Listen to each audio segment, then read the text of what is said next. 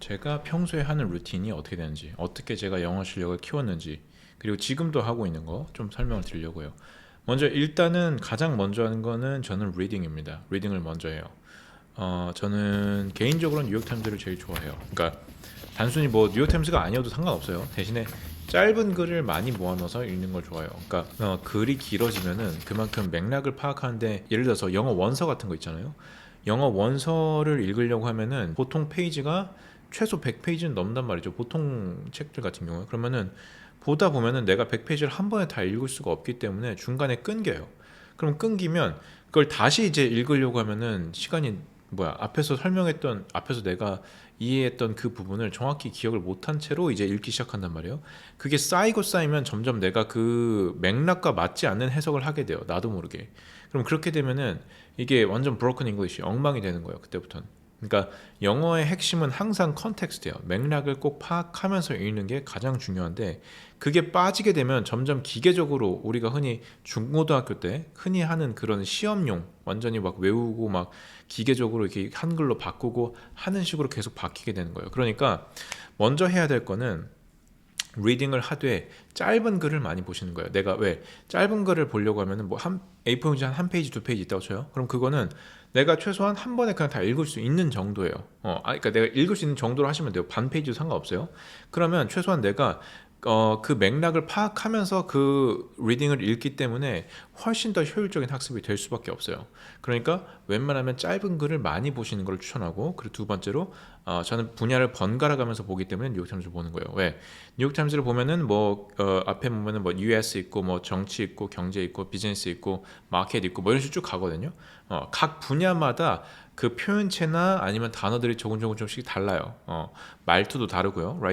물론 그것도 개인적인 차이가 좀 있겠지만 어느 정도 그 분야별로 좀 그 약간 prefer 하는 익스프레션들이 다 정해져 있어요. 그러면은 그거를 좀 더 보면서 이런 상황에서는 이렇게 써야겠다. 이런 상황에서는 저런 단어를 써야겠다. 혹은 전치사 같은 것도 이런 전치사를 많이 활용해야겠다. 아니면은 이런 표현 기법을 많이 써야겠다. 라는 거. 제일 극명하게 나뉘는 게 보통 그냥 일반적인 정보성 글이랑 그리고 문학적인 글이 굉장히 커요, 차이가. 문학적인 글은 굉장히 묘사가 많아요. 묘사가 많기 때문에 그런 디테일한 그런 우리가 형용사라고 하죠. adjective라고 하는데, 그런 거를 이제 많이 굉장히 넣고, 아니면은 굉장히 약간 describing을 굉장히 화려하게 하는 게 많아요. 그렇기 때문에 반면에 정보성 글은 이제 굉장히 객관적이죠. 그리고 딱딱딱 떨어지는 글들이 많기 때문에 그런 표현의 차이에서 오는 거를 좀 느끼는 것도 굉장히 중요하고. 그러니까 이러나 저러나 분야별로 이렇게 다양하게 읽을 수 있어서, 그리고 쉽게 내가 그냥 바꿔서 클릭 몇 번만 하면 바뀌니까 굳이 또 다른 사이트 찾아가서 할 필요 없으니까, 그래서 저는 뉴욕타임즈를 보는 거예요. 음. 그래서 제 학생들한테도 꼭 그렇게 좀 어느 정도 어드밴스 레벨이신 분들, 좀 어느 정도 중급자이신 분들은 그렇게 하고, 그게 아니라고 하면은 뉴욕타임스가 아니어도 되죠. 뭐 그냥 짧은 글, 그냥 쉬운 것들, 뭐 책 중에도 그냥 한 페이지 챕터가 굉장히 짧게 끝나는 것들 있죠. 그런 것도 상관이 전혀 없어요. 그러니까 핵심은 짧은 글을 볼 것, 그리고 다양한 분야를 볼 것. 그게 첫 번째. 그 다음에 리딩이 저는 끝나면은 그때부터 그 다음은 보통 리스닝을 해요. 왜냐면 제가 출근할 때 리스닝을 꼭 하거든요. 리스닝의 좋은 점은 뭐냐? 강세요, 강세. 항상 강세. 강세가 그러니까 사람들이 스피킹 연습한다고 하면 리스닝 왜 해야 돼요 하는데, 리스닝 정말 중요해요. 우리가 한국에서 살 때 사투리 쓰잖아요. 사투리 쓰시는 분들 있죠, 지방에 방언 같은 거. 근데 그런 거를 왜 쓰게 되냐면 하도 많이 듣다 보니까 그냥 자연스럽게 쓰는 거예요. 마찬가지예요. 영어도 내가 자주 듣고 들었던 어떤 그 액센트나 그 특유의 표현들을 그대로 웬만하면 따라가게 돼 있어요. 무의식적으로. 그러니까. 그래서 리스닝을 내가 어떤 걸 듣냐, 혹은 내가 어떤 동네에서 잘하냐가 내 그 영어의 보이스 톤을 결정을 하는 거예요. 그러니까 리스닝은 평소에 꾸준하게 해주시는 게 좋고, 리스닝 자료는 각자의 그 레벨에 맞게 해주시는 게 당연히 좋겠죠. 좀 쉬운 조금 초보자분들은 당연히 말을 천천히 해주고 또박또박 말해주는 거. Canadian English, a holiday and a vacation are almost the same thing. We do have days in the year where it is a holiday, where the government says no one has to work. 난이도가 좀 있을수록 단어량도 많아지고 그만큼 단어량이 많아지는 만큼 스피커가 말을 할 때 말이 빠르고 그리고 연음이 많이 생기다 보니까 이게 말이 흘리는 것처럼 느껴져요. 그러니까 Very favorable to you, like Oprah, when you were on Oprah show? Very. She was encouraging you to Last be week I president. did one of her last shows. I think maybe Thursday or Friday. That was a big deal being on Oprah's show, the last one, and I was like one of the last shows in that final week. And I said, "Boy, we've come a long way since that." 어려워지죠. 그러니까 웬만하면은 좀 또박또박 천천히 말하는 비기너 위주의 그런 비디오들을 많이 보아주시는 게 좋아요. 팟캐스트도 있고 유튜브도 있고 많아요 자료는. 그래서 그걸 찾아봐 주시면 좋고 그 다음에 하는 게 뭐냐면 저는 이제 스피킹을 하거나 라이팅을 해요. 스피킹 같은 경우는 저는 이제 지금 한국에 있다 보니까 더 이상 미국에 있지 않기 때문에 한국에서 이제 혼자서 연습을 해요. 머머링이라고 하는데 중얼중얼 거리는 거예요. 예를 들어서 지금 내가 마이크로폰, I'm grabbing a microphone here. 내가 지금 커피를 마시고 I'm drinking coffee. 커피를 마시고 있어요. 모니터를 보고 있어요. I am watching a monitor. 뭐 이런 식으로 아니면은 지금 제가 뭐 초콜릿 선물을 받았어요. I got a chocolate box from my student. 예를 들면 이런 것들 다양하게 있겠죠. 그럼 그게 끝나고 나면은 이제 저는 라이팅을 하죠. 라이팅은 저는 이제 학생들한테 일기처럼 쓰라고 많이 얘기하는데 그냥 평소에 있었던 일이나 아니면 나의 그냥 생각들을 그냥 끄적이는 거예요.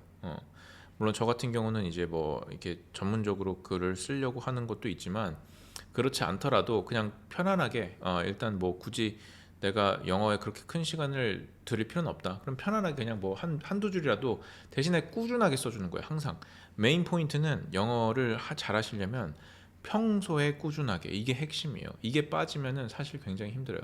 그 성시경 님인가 그 가수분도 마찬가지죠. 굉장히 술을 마시고 나서도 일본어 공부를 했대요.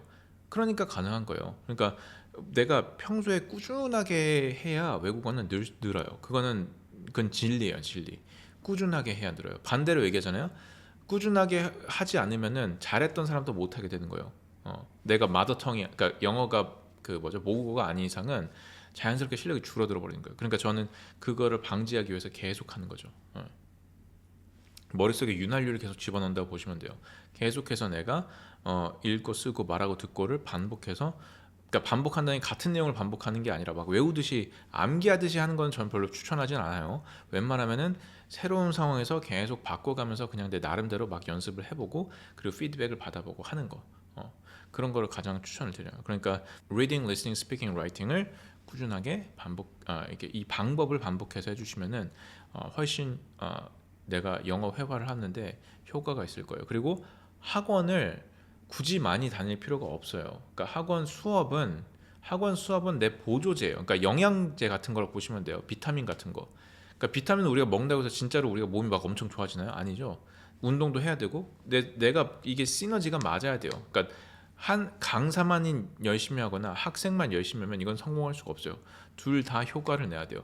강사 입장에서는 방향성을 제대로 잡아줘야 되고 학생 입장에서는 그거를 잘 따라줘야 돼요.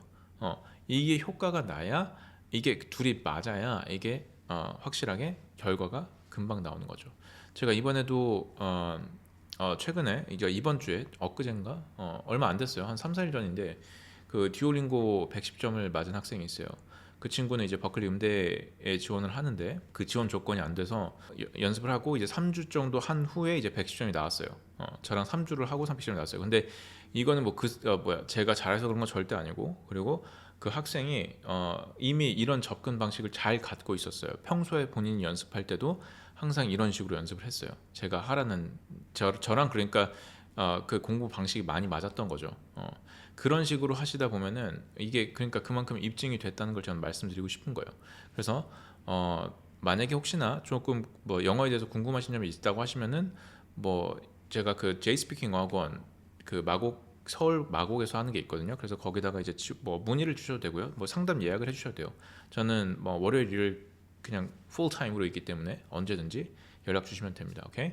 Right. 그래서 오늘은 여기까지 하고 또 다음 영상에서 뵙도록 하겠습니다. 감사합니다.